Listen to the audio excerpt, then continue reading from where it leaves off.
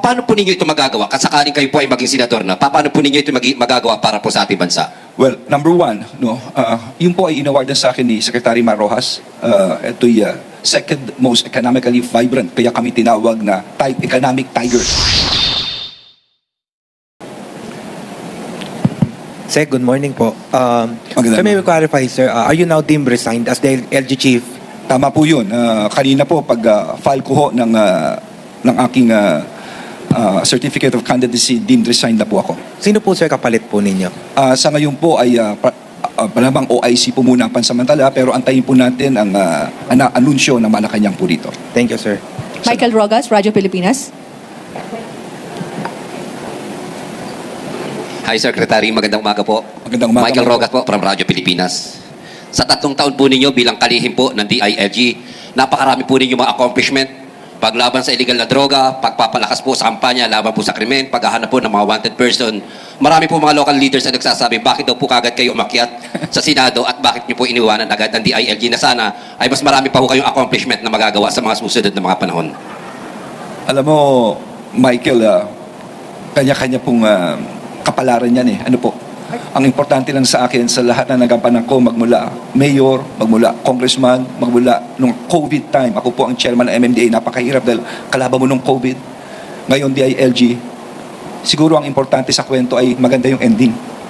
Iiwan ko ang isang departamento na very cohesive, very united, dahil sa totoo lang po, pinakamahirap ang DILG dahil napakalawak. Isipin mo, susupervise mo lahat ng mga governor, mayor, hanggang barangay captain, yung polisiya, yung policy building, kakapacitate mo yan, aalamin mo mga problema on the ground. At the same time, sinusupervise mo ang problema ng krimen, ng police, problema ng BGMP, ng congestion, problema ng mga fire truck, fire station.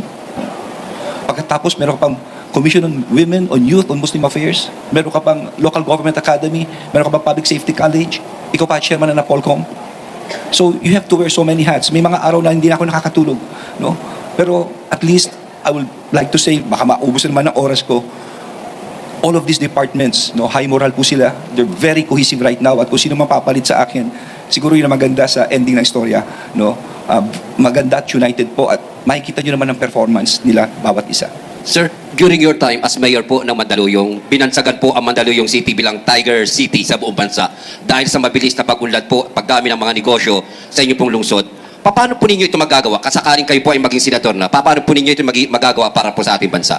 Well, number one, no, yun po ay inawardan sa akin ni Secretary Mar Rojas.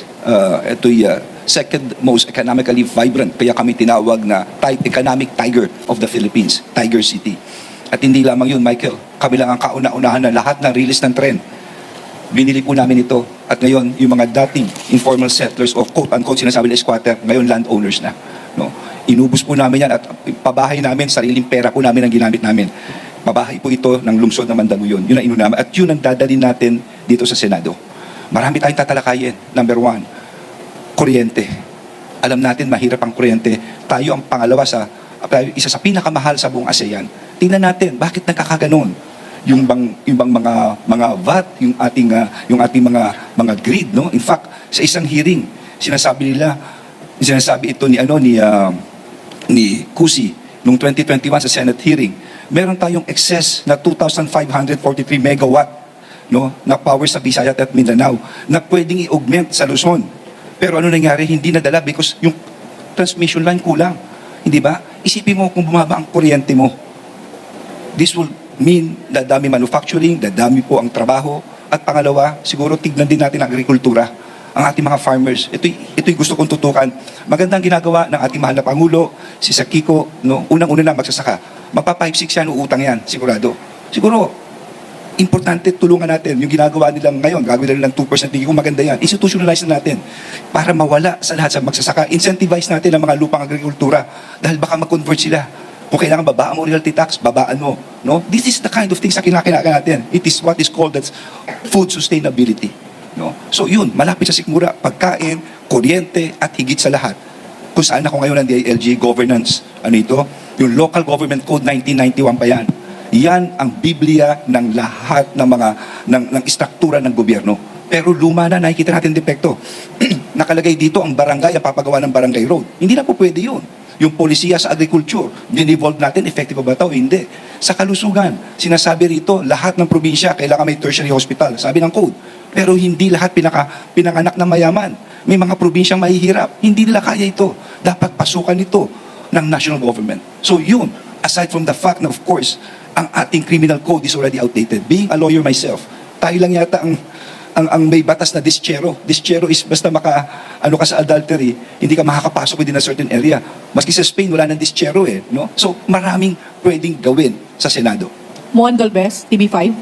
Sec, magandang umaga po. Mon Gualvez from Yeah, TV5. yeah. Sir, given those somehow accomplishments you had at saka mga nagawa po from local government, how are you preparing as well sa pagharap po sa mga bashers or sabihin natin sa social media? How are you ready to face those at least masabi ko yung mga accomplishments that you had given na sa top 12 pumapasok ko kayo sa ilang survey pero nasa bottom?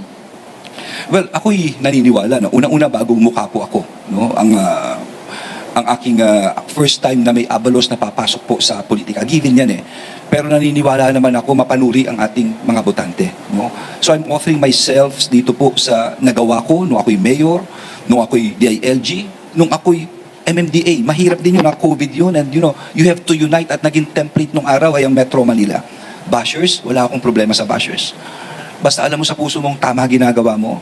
Kung lahat ng bashers sa asikasuhin mo, hindi mo mapupuntahan ang pupuntahan mo. No? As long as alam mong tama ito, no? Let's do what is right. No? And of course, natural lang kritisismo. Pakinggan mo naman ito. Tingnan mo, baka tama naman sila. I-research mo. At kung tama naman ito, i-correct mo yung dapat mong gawin. Pero yun ang babash lamang kasi yung term na bashers, binabash ka lang for no reason at all. Pabayaan mo na. Pabayaan mo na sila. Kung lahat ng kumakahol sa kanto, titigilan mo. Hindi mo mapupuntahan ang pupuntahan mo. Ang dami kong pinagdaanan na ganyan. At hindi ko sila pinansin. Ang importante, mission accomplished, nagawa ko po yung dapat kong magawa. Okay. Maraming salamat po.